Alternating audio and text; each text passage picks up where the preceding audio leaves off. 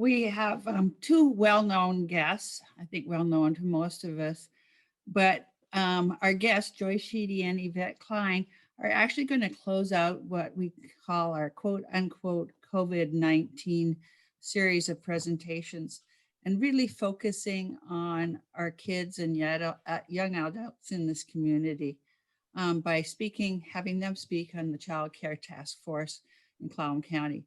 Joy Sheedy has been involved with children and families on the Olympic Peninsula as the director of Peninsula College Child Care Center for 20 years, teaching family life and early childhood education classes at Peninsula College, and working at 5 Acre School, which is a licensed child care facility in Sequim. With her, no introduction because we've spent so much time with her in the last week, Yvette Klein. She began working in the field of early childhood education in 1983, first as a teacher of toddlers in the Family Life Education program at Peninsula College, and next as a teacher and child care specialist in the college's Child Care Center for 8 years. She became full-time faculty and coordinator in the early childhood ed program and retired from the college in 2019. Please welcome Joy Sheedy and Yvette Klein. And I'll turn it over to you, Joy. All right. Thanks, Kathy. We're happy to be here this morning, bright and early, and happy to present to you the information on the childcare crisis here in Clallam County. It's become an issue beyond just a family problem. It now is affecting our community and the economy of our state and even our nation. So I just want to ask a quick question of you all as to how many of you, either while you were working or are currently working, or have had family or friends or employees using childcare that have had issues while they have been working.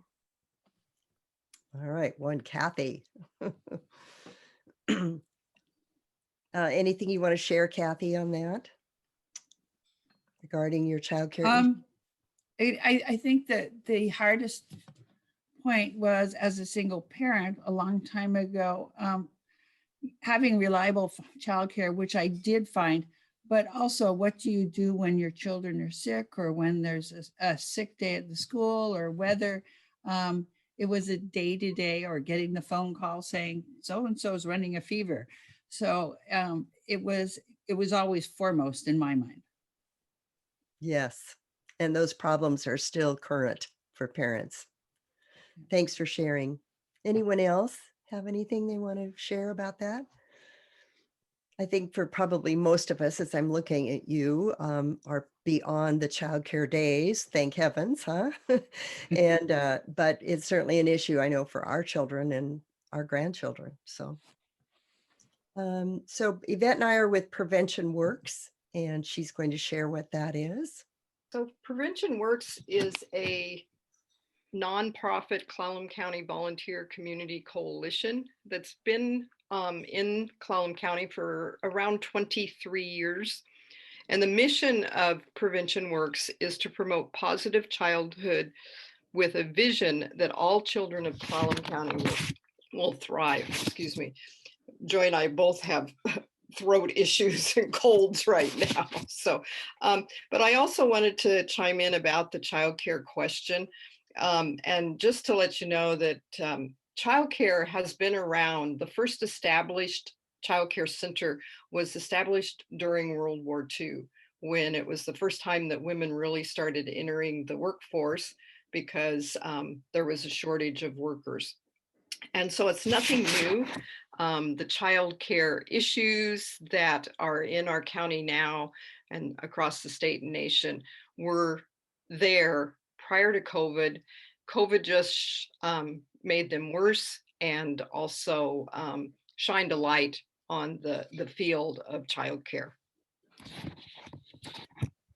So Prevention Works adopted a child care task force about 3 years ago to really study and address the shortage of licensed quality childcare in Clallam County.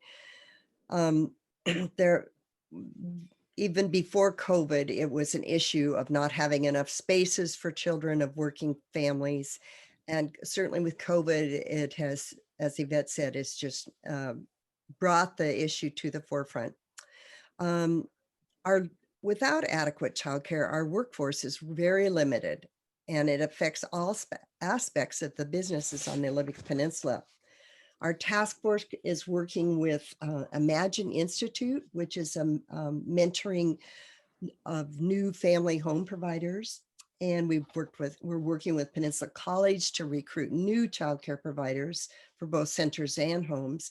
And we're working with Lynn Keenan, who is the Economic Development Council Childcare Alliance Coordinator. And she has just released a needs assessment of Clallam County, which we are going to present some of that material shortly. So our main goal has been to recruit providers. And we are looking at not only for staff, but also for weekend care, early morning care, evening care, and certainly infant care. So Yvette and I are kind of on a road show of service groups and chambers and anybody who will listen to us to talk about this. We developed a video, which we're going to show you to recruit people.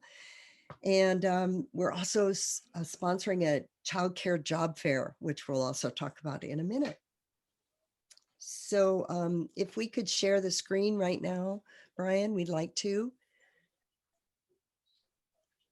We have condensed Lynn's needs assessment, and it's pretty eye-opening, but we wanted to share a little bit of that information with you. So I think we're ready to do that, Yvette. Yes, I will get it going here. Yeah.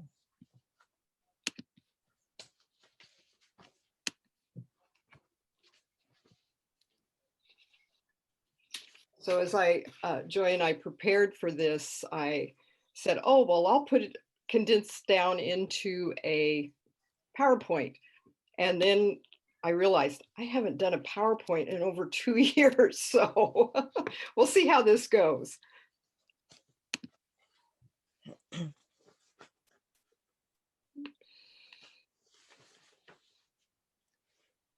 That's not what I wanted. I'm going to stop my share for just a second here and get us where I need to be.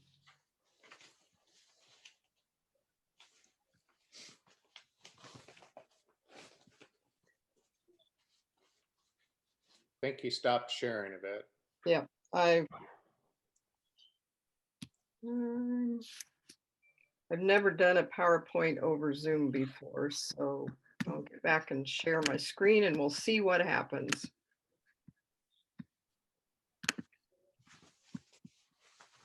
Twitter. I think you just need to hit the share your start.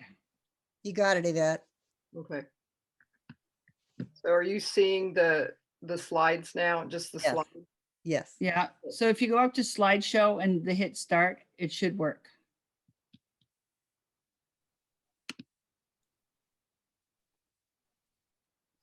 Ready? See, Yeah, that'll work. Let's do it this way. Okay, one more thing. There we go. That's what I wanted. There we go. So as Joy was saying, this is a childcare needs assessment for Clallam County. And it was created by Lynn Keenan of the Chamber of through a Chamber of Commerce grant. Not Chamber of Commerce, the Commerce grant. So the methodology in this was that she had 227 respondents. 9% of those were currently not in the workforce, which works out to about 20 people. So about 207 were in the workforce. The people that she surveyed were employees of Olympic Medical Center and people that are involved with First Step Family Support Center, which works with a variety of young families. The children's age ranges were from birth to 14 of the people that responded. 64% of the children were under 5 years of age. 47% were between the ages of 5 and 9, and then 33% of children were 10 to 14 years of age. And then the Childcare Search. So this is what parents were questioned. So 18% of families had childcare needs taken care of at home, which I might mention is the most desired option for families. They really would like to keep their children at home. And I think particularly with infants and toddlers, once they get to preschool age, they realize that they need a little more stimulation and perhaps a more a social setting. So 44% of the families found that there was no childcare readily available. And this is again in Clallam County. 58% found that none of it that they could afford. So for preschool age, which is 3 to 5 year olds, it's about $6 an hour for having your child at a center, which for a low income family or a person making minimum wage, that's about a third of their income. So it's big. It's a big amount. 28% were placed on a waiting list, and the waiting lists are really a fallacy. As a former childcare provider, we always had a waiting list, but we rarely even got to it. Sometimes it was 2 or 3 years before we could get to a family, and by then their child was already in first grade. They didn't need it anymore. So, And another thing on wait lists, some families put their unborn children on wait lists, hoping that there will be a slot available when their need comes. yeah, that's for sure. 26% could not find a location that they were comfortable with. And I think we have another statistic, but I don't think we have it on here, but that most families will drive 10 miles or more to find childcare that they like or are comfortable with, or that there's an opening. And there was one anecdotal note from a parent who had children that fell in different age ranges, like a toddler and a preschooler. And so she works in Port Angeles, but she drives to Carlsberg area to drop off one child, and then drives back to Port Angeles to drop off her second child, and then makes it to work. And she's spending, an hour or more getting all of everybody where they need to be so that she or he can go to work. So 24% said they did find a location they were satisfied with. And 1%, which is 2 respondents out of the 227, said it was easy to find and affordable. And we need to talk to those 2 people to find out what the Yeah. process was that they used. Well, they maybe kept theirs at home, or one parent did not work, and so it was easy to find care. So for let's see, this is you, Yvette. Yeah. For care arrangements, half reported that they had 3 or more providers of care for their children. And there's a correlation between the number of providers and the time missed from work.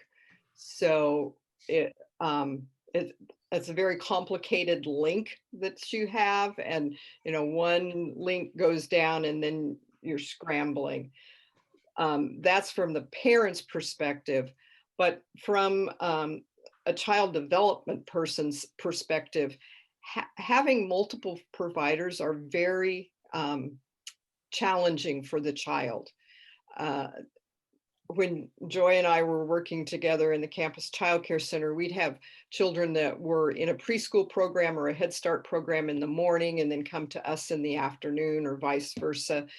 When you have a child going from providers to providers, whether part of the times that it's with mom or dad at home, and then they go to a center-based program, and then they go to grandma and grandpa's, each of those places have different expectations, rules, guidelines, and it's difficult for the child to learn all of those guidelines and then keep them straight. Which place am I at? What's okay at this place? What's okay where I'm at now and everything. And it also makes it harder for children to develop those deep bonding and build relationships with all of these multiple providers that they have. And those are all really important things to have as a child growing up. And then reliable childcare and work. Right. So these are the statistics for missed time due to childcare issues per month. So any of you have been employers and have employees with childcare issues, and you have employees late for work, having to leave early, having to get to doctor's appointments for their children or go pick them up at school because they're sick, as Kathy was saying. It's huge. You just can't run a business when you have people in and out and not being reliable. So 24% said they didn't have any issues with missed time. 36% said 1 or 2 times per month. 17% were 3 or 4 times per month. 16% said 5 to 12 times per month. That's a lot of time. And 7% said more than 12 times. And I'm sure that at that 7%, as an employer, you're wondering, can I really keep this employee? So it's huge. It's really a big issue.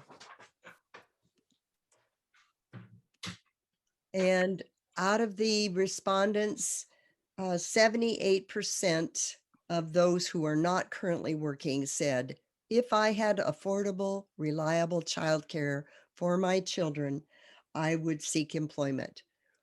So it maybe is not necessarily geared towards unemployment checks at this point, but childcare is a huge issue for families.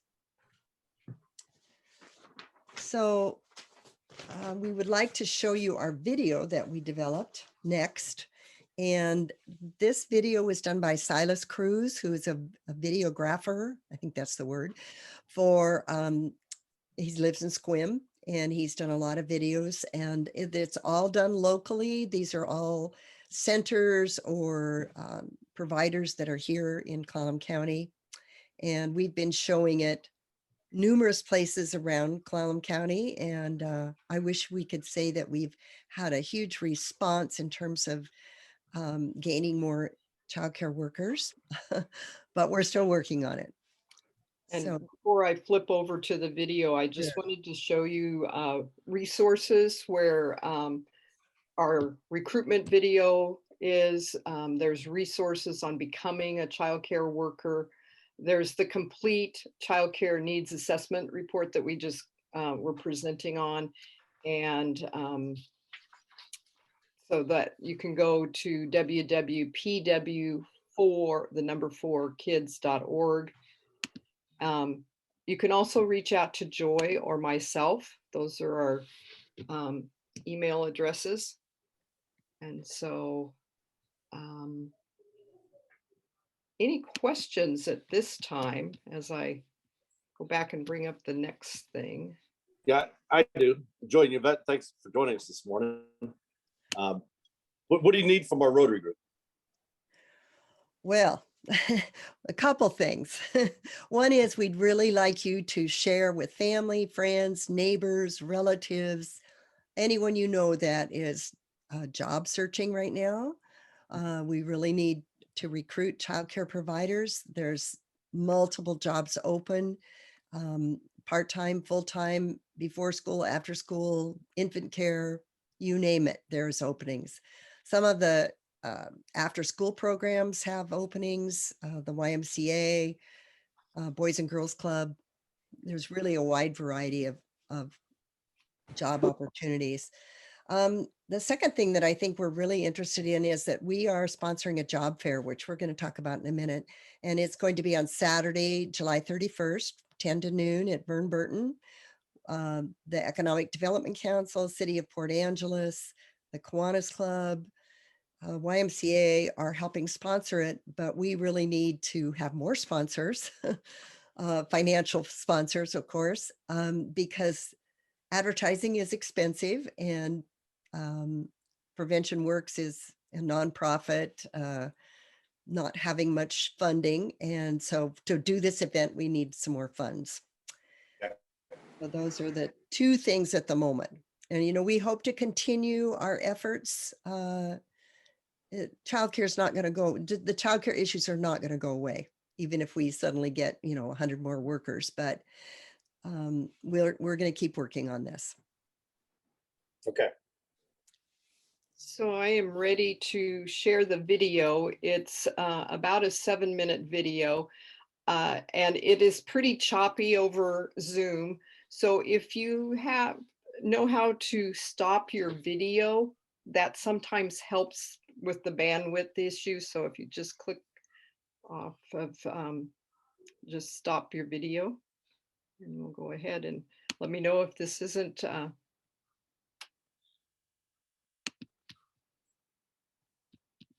is it doing that?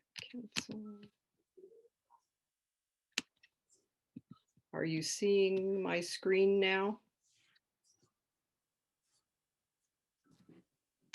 Yes. Thank you. Yep. Yeah, we see.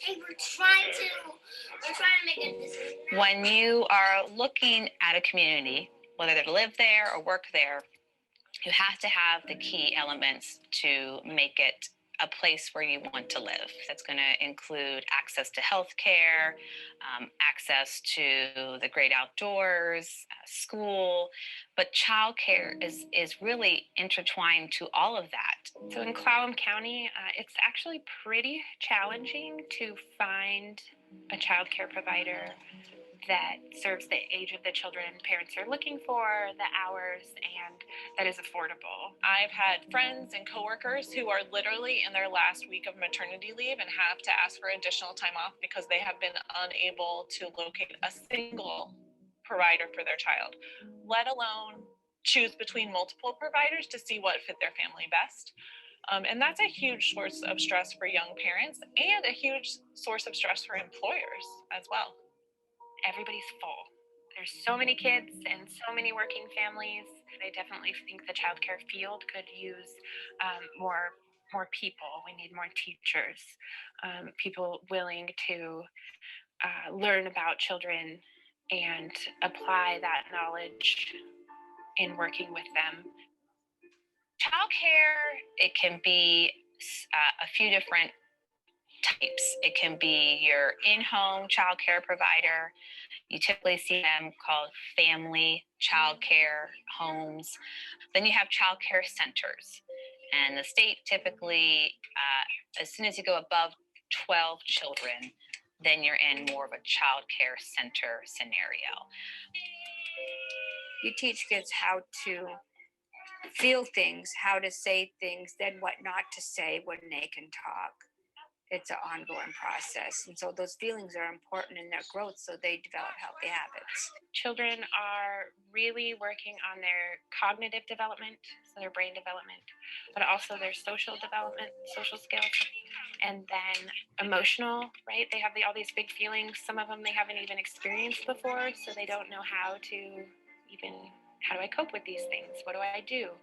And their physical skills, so gross motor and fine motor, their big muscles and their little muscles are developing.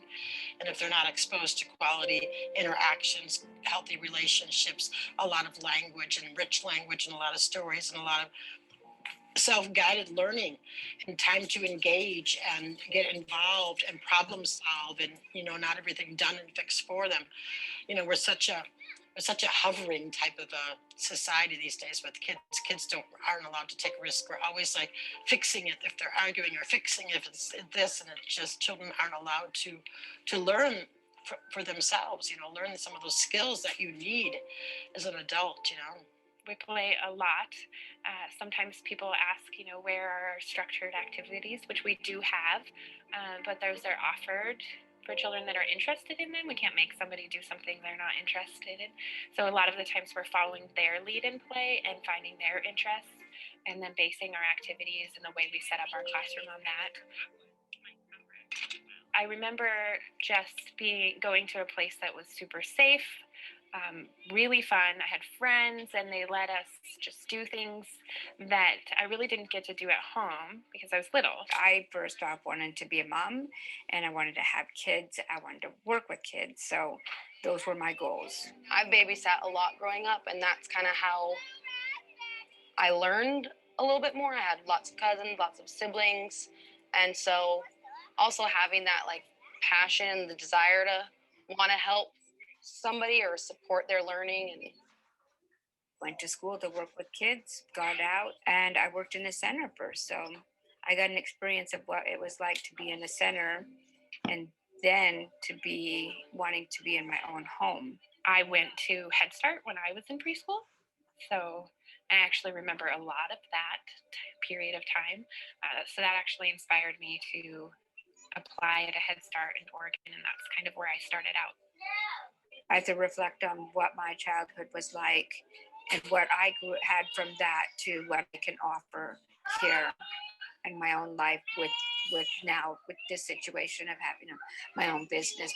You're always doing something different. You eat lots of sandbox food. You get nice and messy and dirty and get to have lots and lots of fun. Kids tell you they love you all day long. You get lots of affection, lots of attention. And then years later, you'll see them in the community and it'll be a grown-up man and he'll say, so-and-so, I want you to meet my preschool teacher. If you have a desire to work in a field that provides a vital service to your community, I would ask you to explore childcare. Part-time parents are looking for care, so if you would just want to offer care part-time, if you only wanted to do younger kids, that would be an option. If you only wanted to do older kids, there's an option. There's so many great groups like Prevention Works in town that can help lead people to the resources that they need. The other thing to do is just work with our great partners like Peninsula College, who offer a fantastic education degree. I also think that a lot of people believe the current regulations are a large hurdle to starting. And while I think they might be difficult to navigate, there are providers here in the community who are managing to do that. And there are mentorship programs available to help you navigate those hurdles. I really see a strong desire by many people to help serve their community. And you might always just think of that as your doctors and your, fire and police officers. But honestly, people who are providing childcare are so essential for our community. And if you have that desire to serve your community that way, then I would just ask you to entertain the idea of getting into education and childcare. we're making a big impact, we're setting the children up for success and shaping their lives. The early years are the most important, and if you can be consistent and comforting and compassionate, it's not just babysitting or watching a kid. You really have to kind of want to make a difference every day.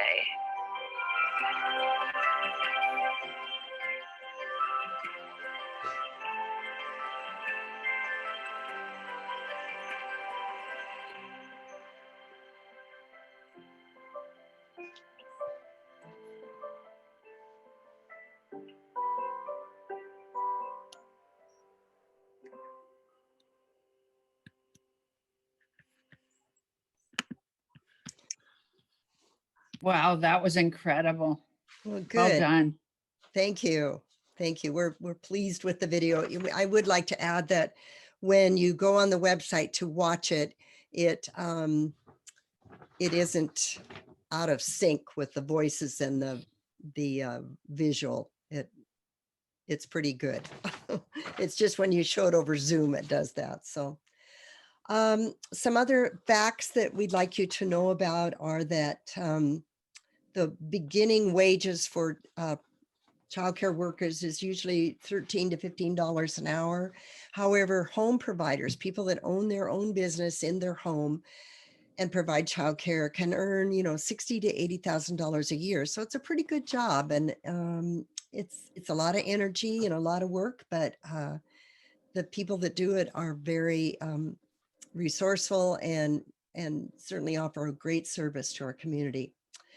Another thing that we've done recently is the Olympic Medical Center helped us create a Prevention Works billboard. It's across the street from Walmart, and it is advertising childcare workers. So we're pleased with that. And then we're also starting to advertise for this job fair. So I think, Yvette, do you want to show that flyer too?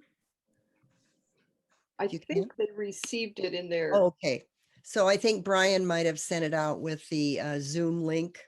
You might have all seen that. Yeah, we all received it. Yeah. Yes, great. So if you could share that on your Facebook or your social media accounts, or put one in your car, whatever, we would appreciate that. We're just trying to get the word out that we're having this fair and that we are looking for childcare workers.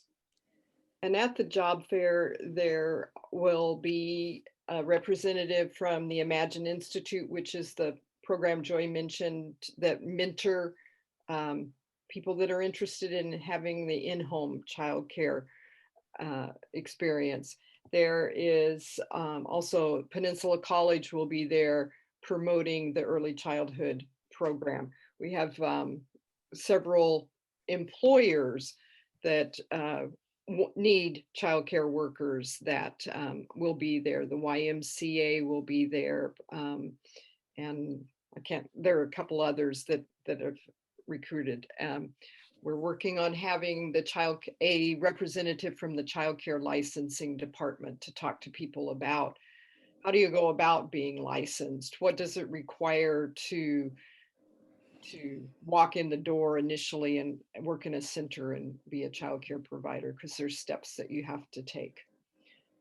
And so we're hoping that some people will walk in and meet a potential employer and make connections, because all centers across the peninsula have openings for workers. Some of them they've had positions open for up to 12 months.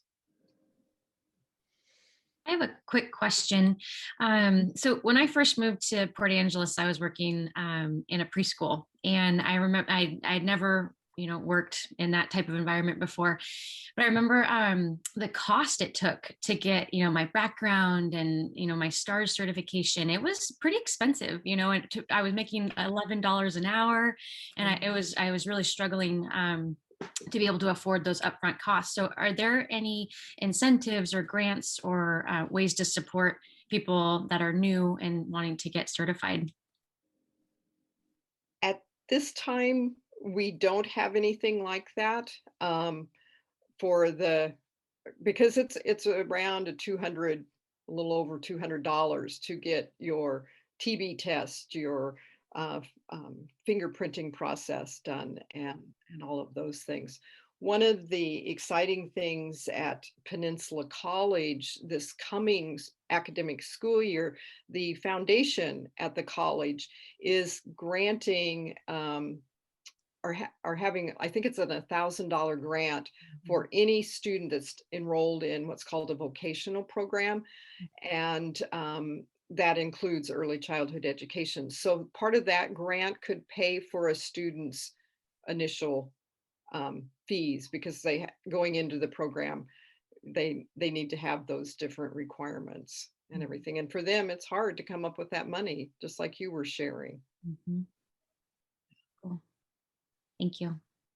We're hoping that at some point, maybe if the Child Care Alliance gets more established in a solid funding source, that they would be able to come up with some type of support for new people. I think the Imagine Institute would help the people that are trying to go build a business in a home childcare center. Cool. Any other questions? Yes. Sorry, So do you see this part of our community economy? I'm not saying that in just a financial matter, but reviving at this point? Are there changes since COVID within our community? I mean, you already had a pretty dire situation, then COVID. Are there signs of revival? Well, there's certainly economic things coming down the pike from the federal government. The commerce grants are coming to the county, and they're pretty hefty. It's just, we're not sure how they're going to play out. There's a lot of money for expansion of current centers. One of the issues is that when people are on assistance for their childcare, meaning that their income is so low that they can get their childcare paid for by the state, that subsidy doesn't cover the full cost of care. So they're trying to raise the subsidy rates within the state so that it is more in line with what it actually costs. It's a good question, Kathy. We would love to see, 10 more centers open or 10 more homes. But at this point, we haven't seen a lot of progress that way, but we are hoping. We have one possible new center, very, very small facility by the hospital that's happening. The facility at First Step may be reopening. The Y may be reopening that. So that would provide a few slots and everything. But the one thing that COVID and then moving out of it, hopefully, has begun to recognize that childcare is a foundation of the economy of an area. And because of that realization, then maybe we'll be in the picture, at least, or at the table for conversations as the cities and the counties move forward. So, fingers crossed. Any other questions for Yvette or Joy? Well, personally, I knew childcare was a problem. I didn't know it was such a major problem. I had no idea it was impacting so many people. And what you two are both doing for the community is hugely important, because it by addressing it adequately, it helps the economy for sure, and people get back to work. So we appreciate everything you're doing, and we received your flyer. Everybody looks at Brian's last email, it's attached there. So we'll definitely spread the word about your 1st of July workshop or job fair, and we'll spread the word for sure, and we'll see what else we can do for you. So great. Well, thank you for joining us this morning. And Yvette, I'll reach out to you today at the playground with Vivian. Okay. So, and just closing, my fellow Rotarians, if you're free today, 11 o'clock at the Dream Playground to help feed everybody, and we appreciate Vivian you putting that together for us. So very good. And Scott, in addition to providing the workers lunch today, if anyone has a free couple of hours, the build, like Chris mentioned, is going on from 8 o'clock this morning until 8 o'clock tonight, and then a repeat tomorrow, 8 to 8. So, and we're really, really hoping that we're gonna wrap things up this weekend. Yeah. And if you haven't done that, my wife and I did the first week and the first couple of days. It's actually very enjoyable. You leave the playground with a feel-good attitude. It's a great project. So, all right, appreciate everybody attending this morning, and for sure we'll probably be online again next week, but hopefully we'll start meeting in person soon. So, hope everybody has a great weekend. Thank you. Thank you so much, Yvette and Joy. Oh, Thanks, Joey. our pleasure, Kathy. Thank you all. Way to go, Scott. Thanks, Chris. You stopped right on time, man. Yeah, I was watching my time. I was always